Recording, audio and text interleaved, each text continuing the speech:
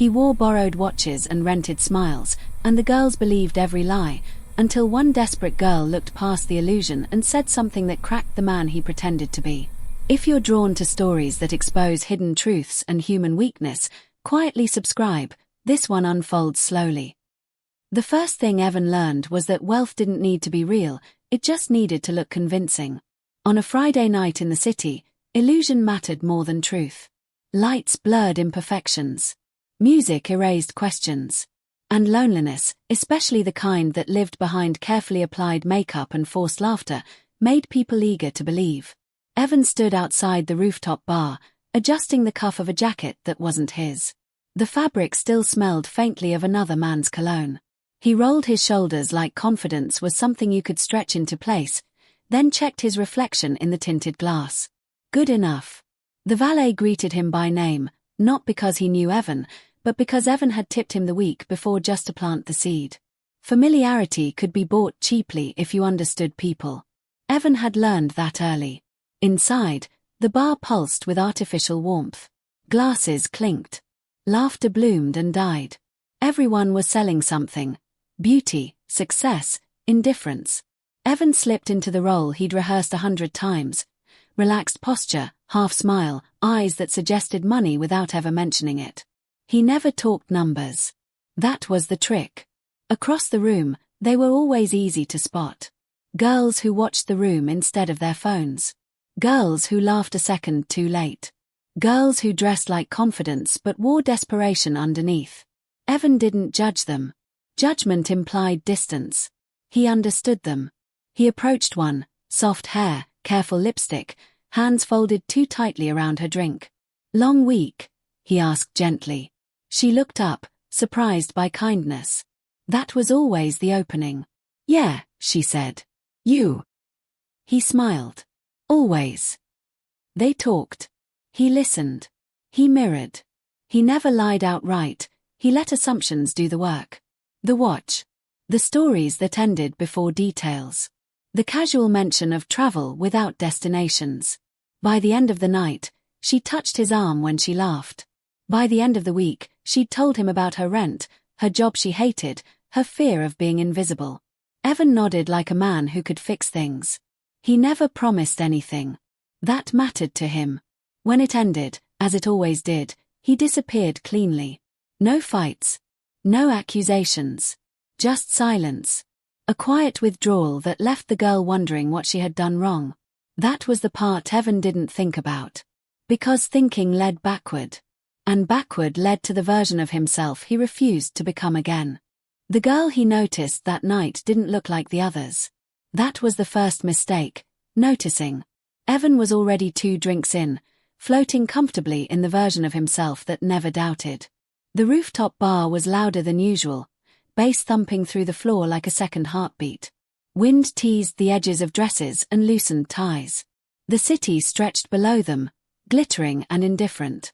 He had just finished a familiar conversation, marketing job, fake travel anecdote, polite laughter, when he saw her standing alone near the railing. She wasn't scanning the room. She wasn't pretending to enjoy herself.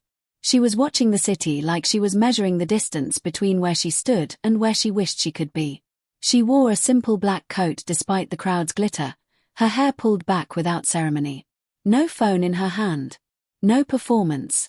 Just stillness. The kind that didn't beg to be filled. Evan hesitated. That was unusual. Normally, his instincts were automatic. He gravitated toward need because need was predictable. But this girl didn't advertise desperation. If anything, she looked tired of wanting. He almost turned away. Almost. Then she exhaled sharply, like she was holding something in and failing. That was enough. Evan approached slowly, not with charm, but with caution, like someone stepping onto thin ice. Cold night, he said, resting his elbows on the railing beside her. She glanced at him, eyes sharp but not hostile. Not really. He smiled faintly. Fair. Silence stretched. Evan felt it tug at him, unfamiliar and uncomfortable. Most girls filled silence with nervous words. She didn't. After a moment, she spoke. You come here a lot. There it was. The opening. Sometimes, he replied. It's quieter up here. She almost laughed. Almost. That's funny, she said. Everyone up here looks like they're trying to be seen. Evan felt something flicker, annoyance, maybe, or curiosity. And you, he asked. What are you trying to do? She considered the question too long. Figure out if I still want things, she said finally. That wasn't part of the script. Evan shifted his weight. That sounds heavy for a Friday night. Everything's heavy when you stop pretending it isn't. Her words landed harder than they should have. Evan glanced at her more closely now, the faint shadows under her eyes, the way her hands curled into her sleeves like she was conserving warmth. What's your name? He asked. Lena. The name felt small. Real. And you? She asked. He almost gave his fake name, the one attached to the version of him that owned apartments he'd never seen and businesses that didn't exist. Evan, he said instead. Something in her gaze softened, just slightly. Not impressed. Not dazzled. Just attentive. They talked. Slowly. Unevenly. Evan found himself holding back details, not to maintain illusion, but because he didn't want to lie too much in front of her. He let the watch glint under the lights. Let her assume. That was easier than inventing. At one point, she gestured vaguely to the city below. Must be nice, she said, to live without constantly calculating. Calculating what? Evan asked. Everything, she replied. Money. Time. How much hope you can afford before it becomes embarrassing.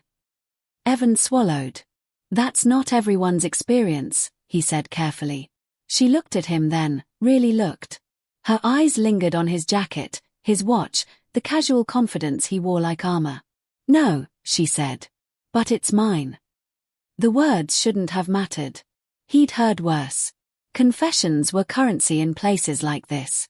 Yet something about the way she said it, flat, unromantic, unperformed, made Evan uneasy. He checked the time. A habit. A way out. I'm glad we talked, he said. Can I get you another drink? She shook her head. I should go. Let me walk you down, he offered automatically. She hesitated, then nodded. The elevator ride was quiet. Too quiet. Evan felt the walls closing in, stripping away the noise and lights that usually protected him. When the doors opened, she stepped out first. Thanks, she said. For not pretending. His heart skipped. I didn't. I know, she interrupted gently. You're very good at it. I just mean, tonight felt less empty. She turned to leave, then paused. You're not as rich as you want people to think, she said, not accusing, not cruel. Just observant.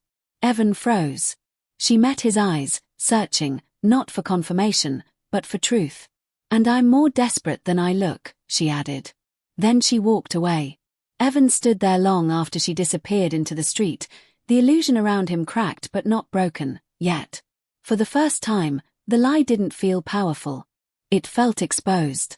And somewhere deep inside him, something he'd buried carefully began to stir, something that would cost him far more than money if it ever surfaced. Evan didn't sleep that night. He lay on his back in the narrow bed of his studio apartment, staring at the hairline crack in the ceiling he'd memorized years ago. The jacket from the bar hung over the chair, lifeless now, its borrowed confidence drained. His watch sat on the table, face down, like it was ashamed to look at him. You're not as rich as you want people to think. Lena's voice replayed without cruelty. That was the worst part. If she'd mocked him, if she'd exposed him loudly, he could have dismissed it as bitterness. But she hadn't tried to win. She hadn't tried to take. She'd simply seen. Evan rolled onto his side, jaw tightening. He told himself it didn't matter. One girl. One moment of honesty slipping through the cracks. He'd handled worse. He always did. By morning, he was back in control. The city moved fast enough to erase discomfort if you let it. Evan showered, dressed, stepped back into the role. He met a girl for coffee, this one younger, wide-eyed, eager. She laughed too hard at his jokes. She believed the version of him that spoke about options and freedom. But something was off. He found himself watching her hands as she talked, noticing the way she deferred, the way she waited for approval. Where once that had given him a sense of power, now it felt uncomfortably familiar. He ended the date early. That night, he went back to the rooftop bar. He told himself it was coincidence. Routine. But his eyes searched the crowd before he could stop them. She wasn't there. Relief and disappointment tangled in his chest. Days passed. Then a week. Evan returned to old patterns, but they no longer fit as cleanly. Conversations felt hollow. Compliments rang false even as he delivered them flawlessly. He caught himself hesitating before lies, not because he was growing moral, but because each one reminded him how easily Lena had unraveled him without trying. Then, one evening, he saw her again. Not at the bar. At the corner grocery store near his apartment. She stood in the checkout line, counting coins into her palm with quiet concentration. No makeup. No performance. Just practicality. She looked smaller here, stripped of the city's flattering lights. Evan's instinct was to leave.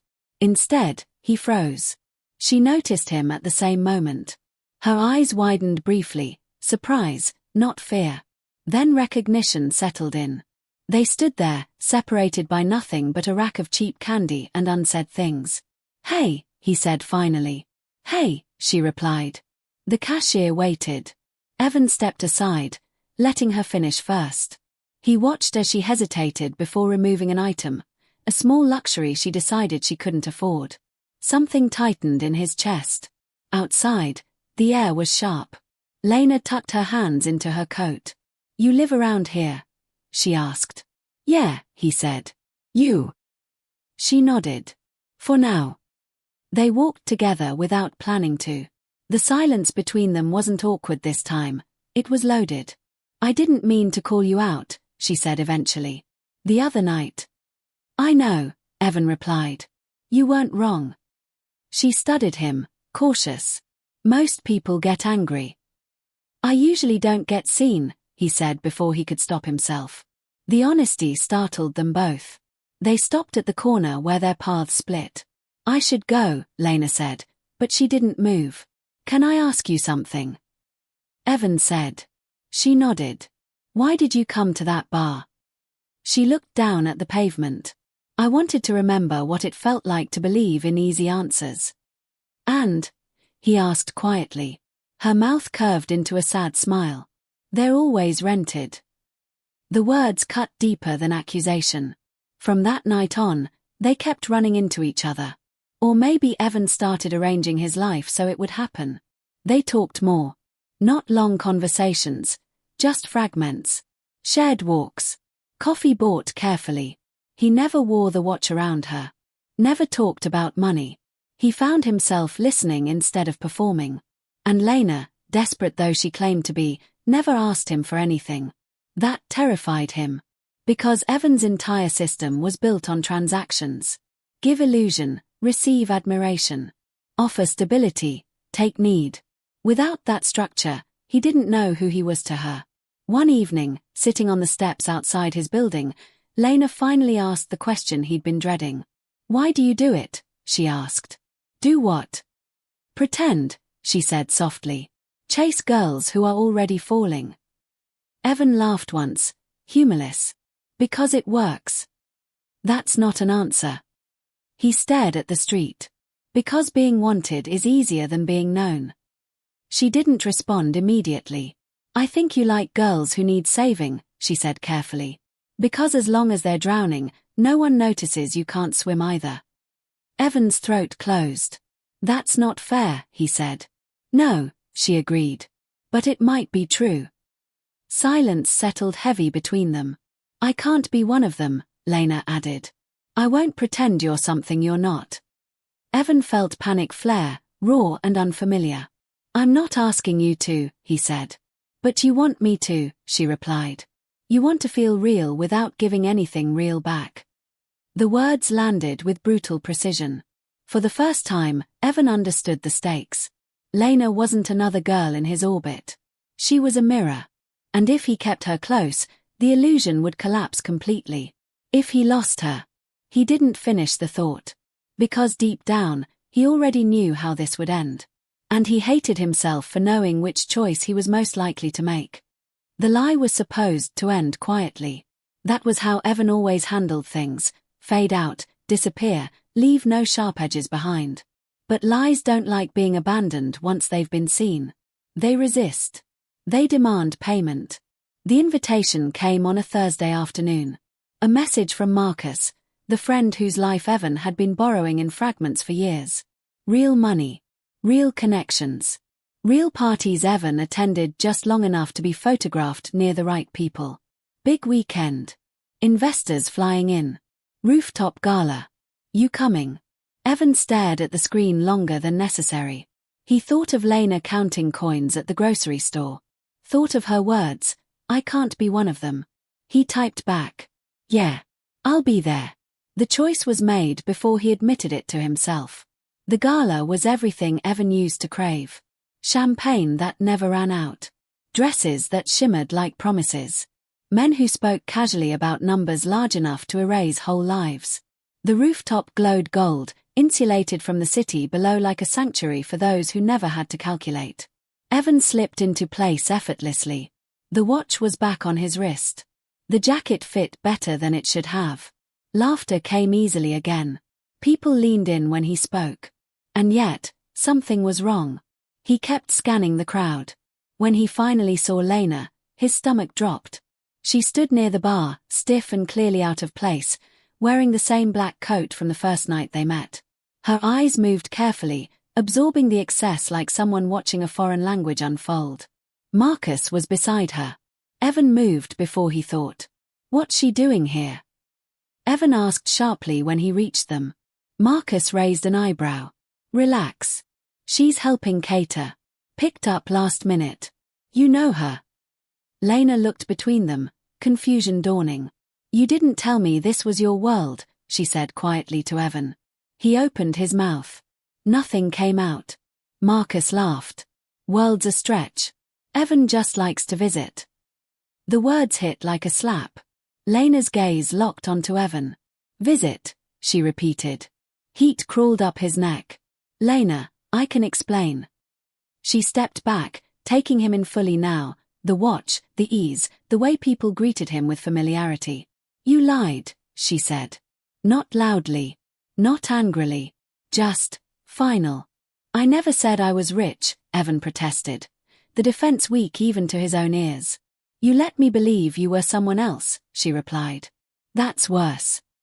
Marcus shifted uncomfortably. "I'm gonna check on something."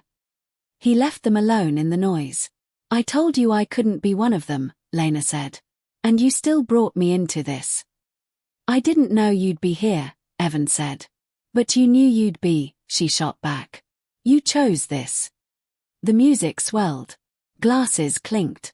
Somewhere, someone laughed too loudly. "You could have told me," she continued. "You could have let me decide." Evan's chest tightened. "I didn't want you to look at me the way everyone else eventually does." "And how's that?" she asked.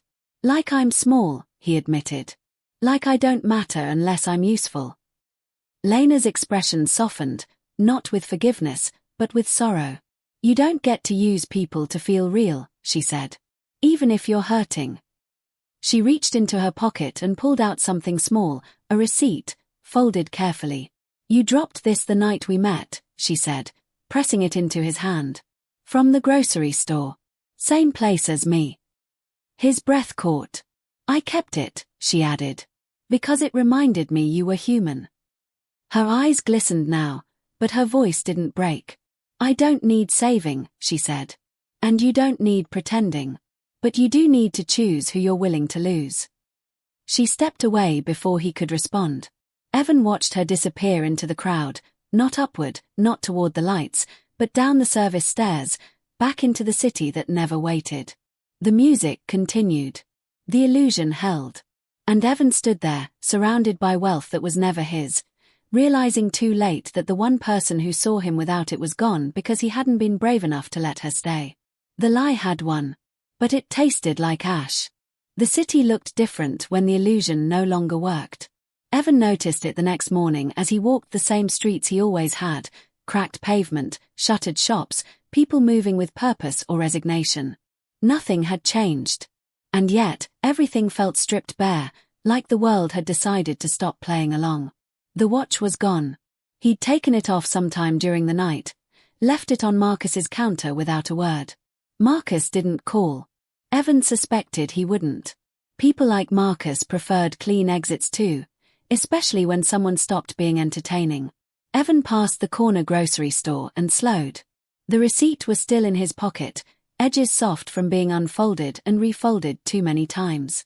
He didn't look at it anymore. He didn't need to. It had become something else, a reminder, a boundary, a wound. He didn't go inside. Days turned into weeks. Evan tried, once, to return to the bars. He stood at the entrance of the rooftop, listening to the familiar thrum of music, the laughter rising like smoke. But when a girl smiled at him, hopeful, curious, he felt something close around his throat. He walked away. Not out of growth. Out of exhaustion. Without the lie, there was nothing to replace it. No applause. No shortcuts. Just long hours, small paychecks, and the quiet understanding that he had built his sense of worth on borrowed ground. He thought about Lena often. Not in the dramatic way people imagined loss, but in fragments. Counting coins. Standing still in a room full of noise. Saying I can't be one of them like it was a promise to herself. Once, weeks later, he saw her across the street. She was laughing with someone. Tired laughter, but real. Her coat was the same. Her steps lighter. She didn't see him. Evan stopped walking. For a moment, he considered calling out. Telling the truth fully this time. Not the version that sought absolution, but the one that admitted cowardice. He didn't. Because the truth had arrived too late to be useful. She crossed the street. Disappeared into the crowd. Evan stood there long after she was gone, understanding something he had avoided his whole life. Some losses aren't punishment. They're proof. Proof that you were given a chance to be real, and chose comfort instead. That night, Evan sat alone in his apartment, the city humming outside, and for the first time, he didn't pretend he was someone else. It didn't feel like redemption. It felt like consequence. The end. If this story stayed with you, share your thoughts below, and tell us where you're watching from.